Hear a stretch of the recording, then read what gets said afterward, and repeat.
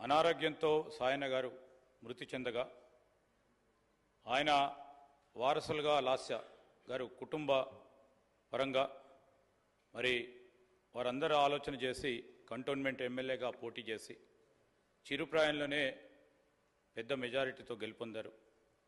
దురదృష్టవశాత్తు రోడ్డు ప్రమాదంలోనే వారు మన అందరి దగ్గర నుంచి దూరం కావటం చాలా విషాదకరం. శ్రీ సాయన్న గారి వారసత్వాన్ని కొనసాగిస్తూ